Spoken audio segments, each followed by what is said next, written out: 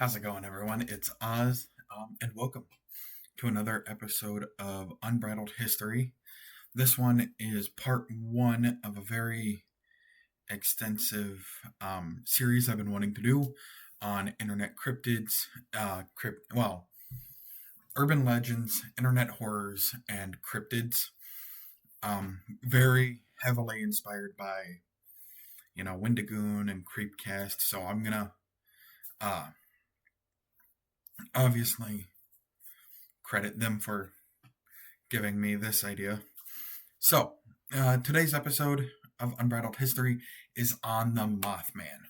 Mothman is West Virginia's cryptid. If you don't know, in Point Pleasant, West Virginia, there's a statue where it's a pretty popular statue. Everyone can go. Everyone can, it's behind. The first Mothman sighting was around the 60s. But I'm just here to tell you about the Mothman. It's going to be a pretty extensive story. Well, not extensive, but extensive in my research at least. But this is part one of internet horrors and urban legends. So, Point Pleasant, West Virginia, the Mothman. Some sources suggest variations of the winged man motif and other local Appalachian folklore. But pre-1966, before the major wave of sightings, there are actually some scattered reports of this large winged humanoid figure in Ohio and the West Virginia region. Some folklorists note that the cryptic legends often draw on their older ghost stories, weirded wooded tales, and human fears of the unknown in rural America. It's just like watching the Blair Witch saga for the first time, and it's all the found footage. That's the vibe it kind of feels by the sounds of it. One theory, some early reports may have been misidentifications of large birds, i.e. the sandhill crane, or owls, when they're like doing the hunched thing in poor lighting. Yeah. However, we're looking at the main timeline, which is November 1966 to December 1967, Point Pleasant, West Virginia, and this is the core key period of the Mothman legend. Now, I have a friend who lives in West Virginia. Shout out to her, and some friends who are big Mothman friends for helping give me a lot of information on the Mothman, whether it be through memes or through a PowerPoint research they've done on the Mothman. This is where I derived most of my information from, is from my friends who did a majority of the research and have lived and visited these places.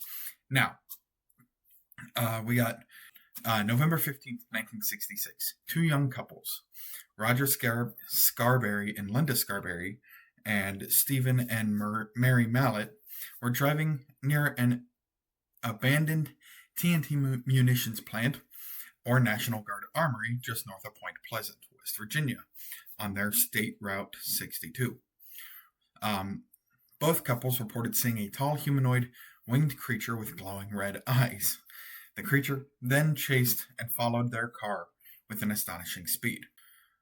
The eyewitnesses had reported the creature stood about 6 to 7 feet tall, had large red eyes, and a wingspan of perhaps 10 feet, and glided/chased them, rather than flapping its wings in a typical bird-like fashion. So after that initial sighting, over roughly a year, 26 or more sightings in that region were recorded of this large winged figure near the munitions area, or near the river, all in Point Pleasant, West Virginia. Now, witness reports often include a sense of dread or fear when seeing it, reports of their electronics malfunctioning, phones, radios, in conjunction with the sightings. It was the 60s at the time, so it was more likely radios. The creature following cars at high speeds, estimated to be about 70 to 100 miles per hour, and or gliding beside them. Now, December 15th, 1967, almost a year and a month later, we get the Silver Bridge, which spanned the Ohio River, connecting Point Pleasant, West Virginia, and the state of Ohio. Silver Bridge collapsed, thus killing 46 people. This tragedy dramatically elevated interest in the Mothman legend, because many locals retrospectively tied the creature's sightings to the disaster. Some saw the Mothman as a harbinger of death, or a warning, or even a cause of the bridge collapse. However, after the bridge collapse, sightings largely subsided in the Point Pleasant region. Some interpret this as the creature's purpose being fulfilled, like a prophecy, or some people just stopped reporting. Speaking of reporting, let's take a break and hear from the sponsor of this video. Welcome to the sponsored segment of the video. The sponsor is me. I am currently working on a new metal album under my Oz and the Wizards moniker. I have currently one of the singles out as of this video. I don't know if the second one released yet, but Fight Heresy and Slay the Damned are going to be out everywhere you listen to music. And I have a merch store, and I'm currently working on metal merch as we speak. It's really great. And I'm also working on a new Patreon. The old one kind of died down and had some things in it that I didn't want anymore. So I'm just starting fresh on the Patreon. The Patreon should be up by the time this video goes up, so that'll be exciting. Yeah, I'm the sponsor of this video. I really love this community. I love hearing you guys and talking about the things that interest me with you. So, back to Video Oz. Thank you, sponsored Oz. Now, back to what we were talking about. This next part, we're talking about some of the theories and interpretations that come along with this Mothman legend. So, about the Mothman, there are many competing theories about what it might be. We're not putting any pronouns on the Mothman. Some of the main ones are misidentification of wildlife. Like I mentioned earlier, the sandhill cranes and some owls are often what the sane people think are it, or other large birds in their low light and weird conditions. Skeptics note that the region has a large migratory bird system, and eyewitness depictions of the large red eyes and winged might have caught a bird under unusual circumstances. The psychological and folkloric phenomenon, which is my favorite thing as a psych major, is it could be a collective manifestation of the fear or regional trauma of the area, whereas the folkloric part comes from the folk myth of building in a small town under stress. For example, a folklorist points out that in times of societal upheaval, people tend to lean into these cryptid stories, which ties into the next video when I'll be talking about Bigfoot. Now, the third theory comes on the paranormal, the interdimensional, and the extraterrestrial. Some investigators, not mainstream scientists, mind you, I lovingly call them the pseudoscientists, as a guy who has taken a pseudoscience course in college and has learned about extensive research papers on cryptids, which is a fun curriculum if you ask me. Some of these investigators, or pseudoscientists, have suggested that Mothman was merely a visitor from another dimension or paranormal entity, even associated with some UFOs. However, the big-name paranormal writer John A. Keel linked the Mothman phenomenon with UFOs, the bridge collapse, and its high strangeness. Now, the fourth theory is, like I mentioned earlier, Mothman is a harbinger of doom. Because of the timing, i.e. the bridge collapse, and the eerie nature of its sightings, one popular view is that Mothman appears to warn of big disasters, meaning it's not the cause, but a precursor. And this interpretation has become a big part of its legend.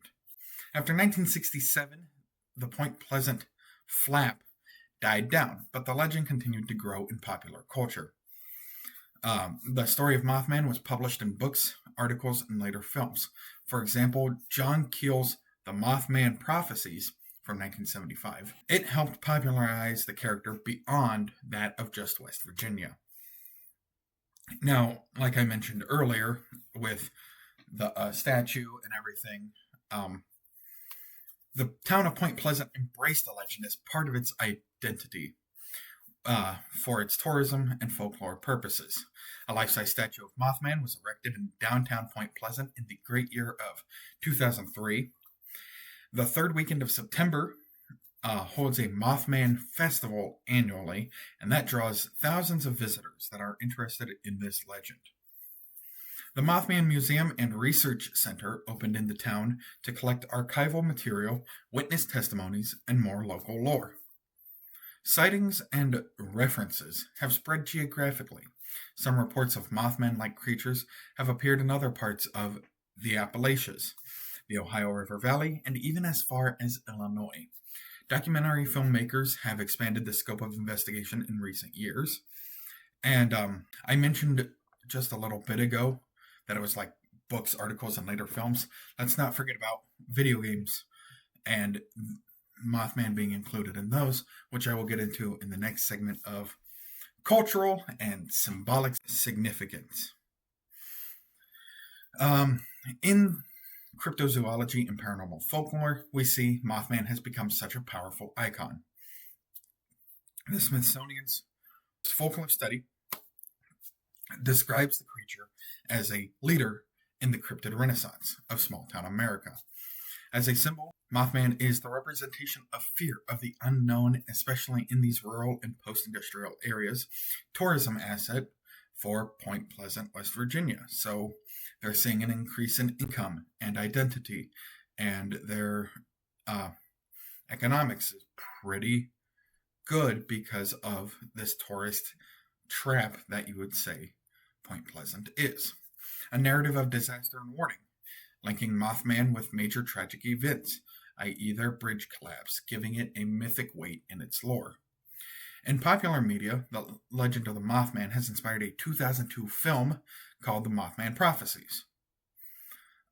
Numerous documentaries from 2020, there's one called Mothman Legacy, and appearances in games and TV. Ideally, as of recent, Fallout 76 had an entire Mothman season, and I still think it's going. Fortnite currently, in their 2025 Fortnightmares, is having a Mothman character. Here's a picture of it. And several other video games have been influenced by the Mothman legend or have included the Mothman legend. And we'll just have like a list of everything for it if you need it.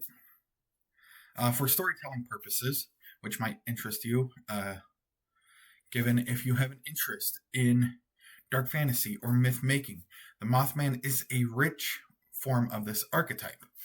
Winged humanoid, red eyes, herald of doom, linked to forgotten industrial sites like the munitions plant and tragedies. So here's a quick little summary of the timeline that we've got. Pre-1966, scattered folklore, no major wave, right? It's word of mouth pre-1966. November 15th, 1966, we get the first widely reported sighting in Point Pleasant by the two couples. 66, 67 are the 26 sightings of the winged humanoid, and the TNT area radio's glitch UFO reports accompany. In 67, we get the bridge collapse. Post 67, the sightings die down, the legend spreads by word of mouth, the book media adaptations. 2000s and onward, Point Pleasant embraces its legend, and in the present era, the Mothman remains a cultural cryptid icon. Similar reports appear elsewhere, but research and tourism continue nonetheless. Now, if you're in West Virginia, I recommend going to Point Pleasant, checking out the Mothman statue. I hear people put money in its backside, which is pretty funny to me. A lot of people really love the Mothman legend. I know I'm kind of iffy about the Mothman, but I do love the lore of it. As for now, this is part one of my urban legends cryptid episode, or Urban Legends, Internet Horrors, and Cryptids series. I am Oz.